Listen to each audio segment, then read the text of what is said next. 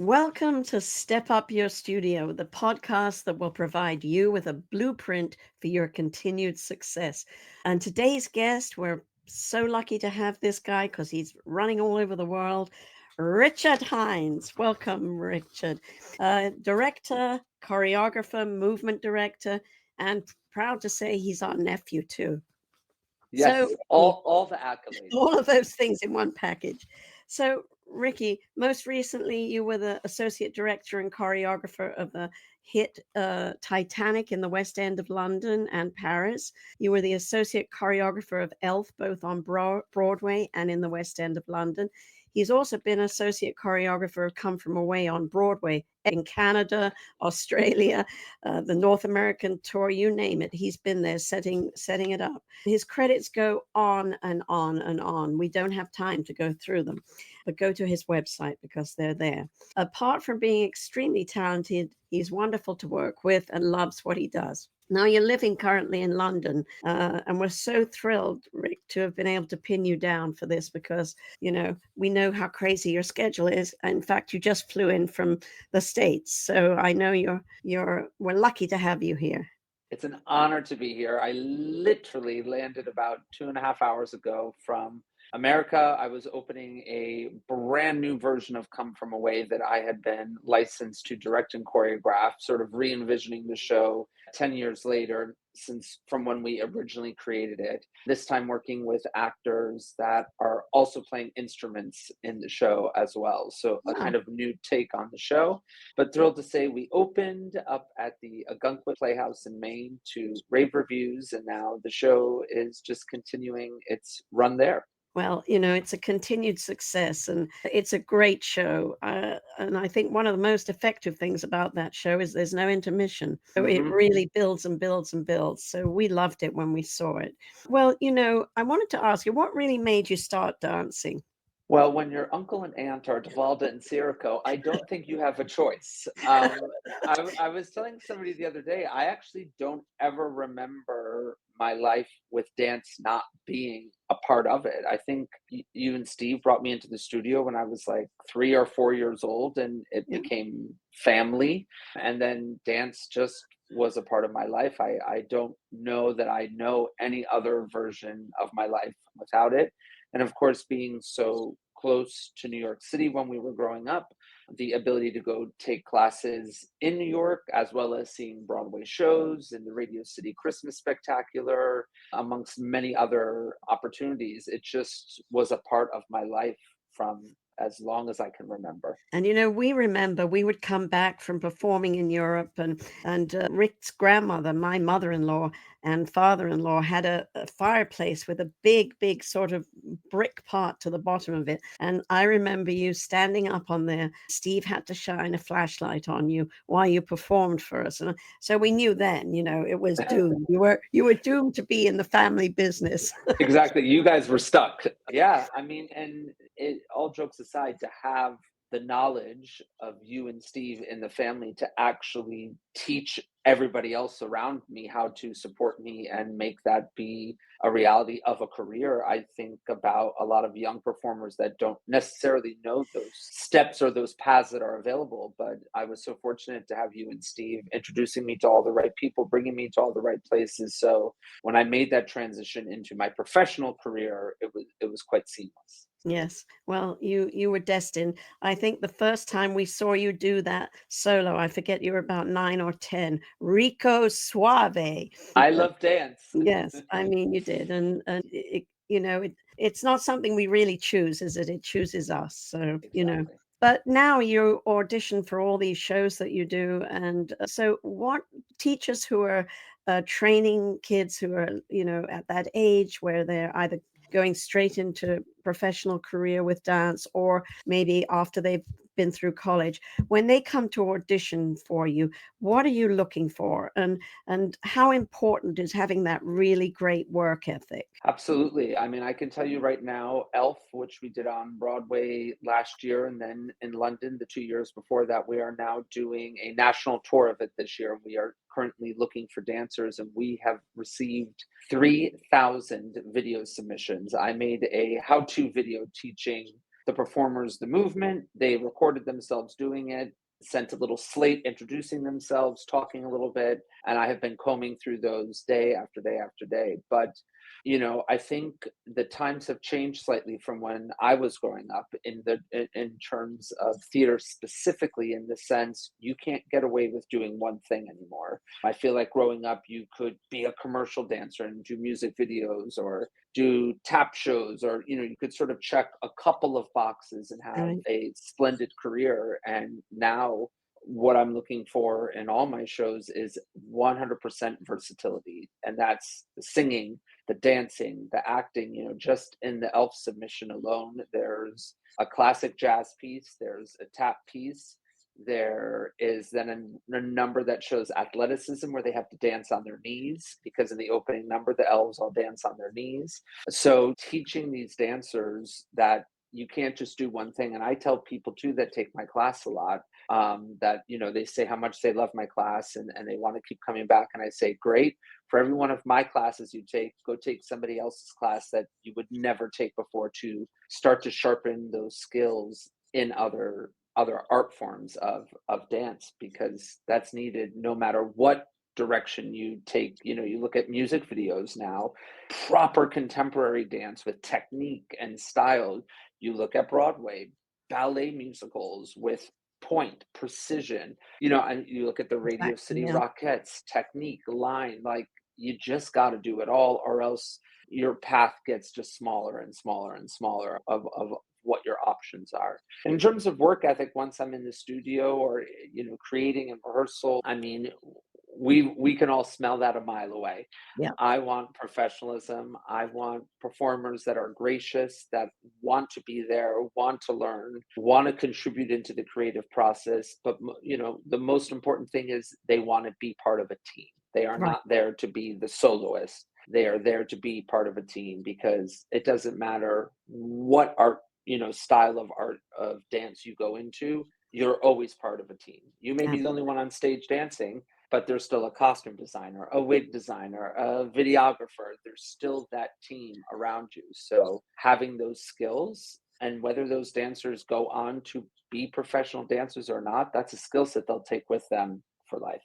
Absolutely, and so there's such a big focus nowadays at competitions of people doing solos, and we've always tried to emphasize when we're teaching kids that teamwork is so important, because you're only as good as the lowest one in the group. So Mhm. bolstering each other up and becoming a true team member makes a huge difference, no matter And what it, you. it it creates a healthy. I remember growing up at the studio with you and Steve, where I would have my solo, and then I was also in the numbers with some of the older dancers, where I had to really step up my game, and I was learning from the people around me, and building that team work ethic amongst all of us, and then going and performing those numbers as a group, where, like you said, we were only as good as the strongest and the weakest We dancer. Yeah, absolutely. And when you decided to move from actually performing in dance to the other side, to choreography and directing, what did you find, what do you think helped you the most to make that transition between, I mean, it's not that far away, is it really? But No, I mean, I think number one were all of the connections that I had made growing up at dance competitions, coming to take classes in New York, meeting people through you and Steve. When I got to New York and I wanted to start flexing those muscles, I already knew who those people were and how to right. reach out to them and how to connect with them. And they had been watching me grow up dancing. They were, thrilled to help sort of guide me in that journey. And I think for a lot of dance studios, this is a perfect time, especially with social media and the internet. If you have dancers that really want to do it, I have people that reach out to me on social media all the time. Oh, I'm coming into New York for a summer intensive. Can I take your class? Can I ask you a couple questions about the industry? I think about all the people that ever did that for me. And I love the idea that I can now do that for other people. So I know sometimes, when you're further away from New York, the dream can feel further away, but we all came from somewhere, you know what I mean? And we all Absolutely. had people that helped guide us to that success level. So you just can't be scared to reach out, because, as I always say to people, the absolute worst thing is you hear no or you don't get a response. but did it hurt you in any way from, sending that email? No. No. And, with all social media nowadays, it should be an obvious thing. But, people, a lot of times, they just don't have the courage to do those things. Hmm. We've noticed a lot, just from a studio standpoint, since COVID, the kids that were preteen, teen during COVID, they struggle with actually performing with their faces. So I think, also to help those kids, acting is good too, because they just really have trouble letting their emotions out on stage, and they think they're doing it, but they're not a lot of Hmm. times. And to your point, one of the things that did come out of COVID is the ability to have access to all those things online. There are acting classes you can take on YouTube and monologues that you can learn. You can pop on to someone's YouTube page and have them teach you a piece of choreography that might be in a style that you wouldn't typically learn, or might give you the opportunity to learn somebody's choreography that you wouldn't necessarily have access to in your studio, if you didn't have those tools or resources available to you. Yeah. All good things. I know you feel very strongly about teachers and choreographers using someone else's choreography without, without recognizing the artist who originated the work, because that's so important. With this day and age that we live in, everything's out there. Hmm. So it's really just common politeness, actually, at the bottom of it all. But give us some examples of the right way and the wrong way of copying a choreographer's work. Well, I can certainly start with the wrong way, having been sort of wrapped up in a bit of two different scandals, one in Spain and one in Mexico, where two gentlemen choreographers presented my material and have been presenting my material for several years now without my consent. And not only without my consent, but actually crediting themselves as the brain of that choreography and that movement. So for me, that is just such a no-no. And I don't understand how anyone doesn't think that at some point they're going to get caught doing that. Absolutely. The unfortunate thing with the gentleman in Spain, he, not that dissimilar from Dance Teacher Web, was had a platform that people were signing up for, that they were having access to this material, and he was blatantly selling my choreography. And once we got in there, we realized, I think when all was said and done, there were about 13 choreographers whose material he had stolen. And not only did that hurt me and my work, but I also then thought, how can you call yourself a choreographer when you have not made up a single step and Right. you had to steal people's material? On the other side of the spectrum, say on a daily basis, I have performers, dancers, studio owners reach out asking, can they use my material? And always say yes, just give credit where credit is due. And even more than that, sometimes if someone's, wanting to put it on a college audition video, I'll say, film it, send it back to me. Let me give you some notes, because if you are going to represent my choreography, I would love to be a part of that process, and Absolutely. give you some input. And, as always, tag me, say choreography by, and I hope you get into, the school you want to get into. So, the thing that was sad when this happened, and I was not the only one affected by this, there were many of us, what was upsetting about it was that we are actively helping performers out there and giving permission to use our material. The fact that it was then stolen like that in a very sort of disgraceful way. But Courtney, who will be with me at Dance Teacher Web this summer, so come to Dance Teacher Web in person. We're going to do a whole seminar, because a lot of times it's just the simple questions that you just want to have answered. The big broad strokes are credit us, put our name somewhere, say choreography, ask permission, great. But choreography is, it's so sensitive in that way, because there is movement that I've done that inevitably might look like something I've taken from Bob Fosse, because I trained in that dance form, that Oh, all of a sudden those three steps together, someone is like, oh well, that looks just like cabaret, you stole that from that. So it's finding that balance of influence and then copyright, right? Like, what yes, is that absolutely. that balance? And, we all take steps and combinations from here and there, but it's different when it's a whole class or it's a whole piece of choreography. And like you say, everything's out there nowadays, but it's just really, when it comes down to it, it's common courtesy just to recognize and acknowledge where the work came from. And it's not that hard to do. It really isn't. But to profit off lying about it is another story completely. And, Yeah. hopefully it'll bring more awareness to people. And your session with Courtney Ortiz will be, help the teachers and the studio owners who are coming to the conference. So, we're happy to put a little bit of a spotlight on that, because it comes down also to respect for one another as artists, and not just, representing or misrepresenting your talent or lack thereof. Yeah, and in this day and age of how dance functions, I get it.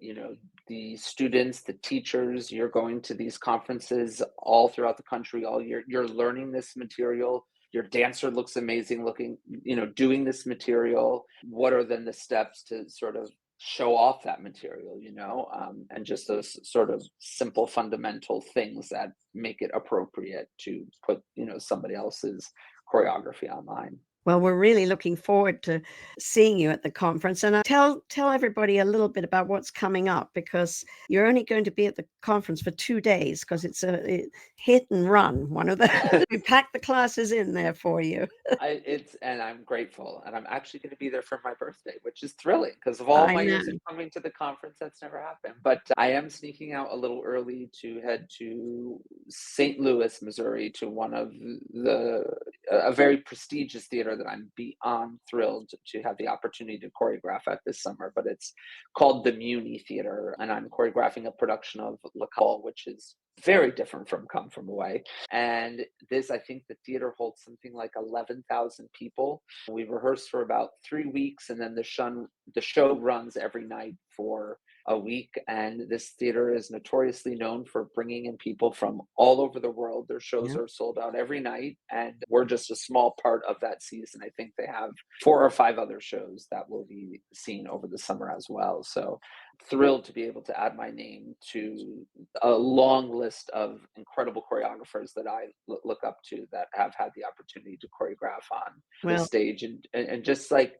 a typical Broadway stage will go from, we measure in feet, 0 being center and opening. We typically do, 0 to 14 or 16. And I think this theater is 0 to 38 on each side. It's yeah, just huge. a Yeah. football field for Yes. dance. Well, you just have to make those steps bigger. That's exactly it. We always used to tell the kids at the studio, when you audition for a Radio City Music Hall, you're going to do these balancés going across the room, and you better move it, because otherwise Hmm. they'll be cut right away. That's Well, exactly it. we're excited. You've been a part of Dance Teacher Web really almost since we started it 18 years ago, believe it or not. Mhm. And what do you think is valuable? What do you find most valuable for the teachers and studio owners, not just the coming to the conference, but also becoming a member of Dance Teacher Web? Yeah, I'm having been to the conference, as you said, many times. The thing that always stays with me for many weeks, months after, is that absolute sense of community, of all of these people coming together. Because we know how isolating it can be to be at that studio where you might not have a big city right in your backyard, and you want to make sure that you're being current and up to date with Yeah. trends and styles, but you're slightly removed, so it's hard to tell, to then bring all these people together and all learn from each other. And I learn too from these experiences. I'm honored that I get to share, a small part of my knowledge of the industry. But I love direct one-on-one contact I get with these dance studios and these owners and teachers, and it makes it a really personable experience for me, which I love. And I have many teachers that I've stayed in touch with, years throughout the process. I've been lucky to go to several of these studios throughout the country, throughout the world even, to teach and bring some of my material. But like I said from the beginning, I don't think any one person has all the answers. So to have this open up the dance community for these teachers and these studio owners to this level, and have access to people that are doing it right now, that can answer the questions, can tell you, when am I auditioning? What am I looking for? How many people do I need to cast? Send me your student's resume and headshot. Let me look at it. To have that access I mean, that's the dream, right? Like, isn't that what we're sort of trying to promote, is to get our dancers to be the best that they can be and then offer them opportunities, Yeah. should they choose this path to continue. Absolutely. And, I mean, when we originated Dance Teacher Web, the idea was to share the information because we felt that so many teachers and studio owners also were isolated, and just needed a little propping up, especially, comes around January time and you're running out of ideas and you're Hmm. looking at the same kids and they're looking at the same stuff. You want to change it up. And from a business standpoint, also, we wanted to help business owners because when we first started the studio, we honestly didn't have a clue, and Hmm. over the years, we formulated ideas and we learned from many wonderful people too who helped, along the way. But it's lovely for us too to have everybody come together and people from different countries and just it's always what we envisioned, but it is actually happening. So it's a Yeah. wonderful thing. And I notice how it has also impacted, the competition convention world. Because, when we were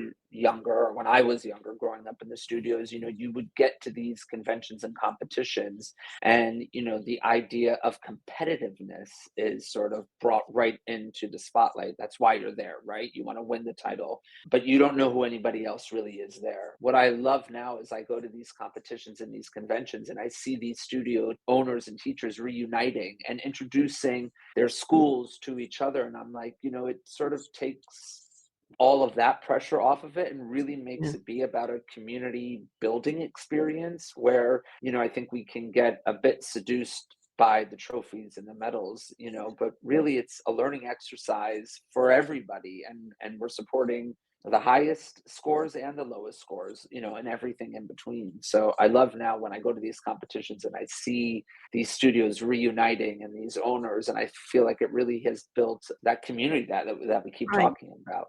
Right, and it is a lonely job if you're out in the middle of nowhere. Your studio is perhaps in a small town somewhere.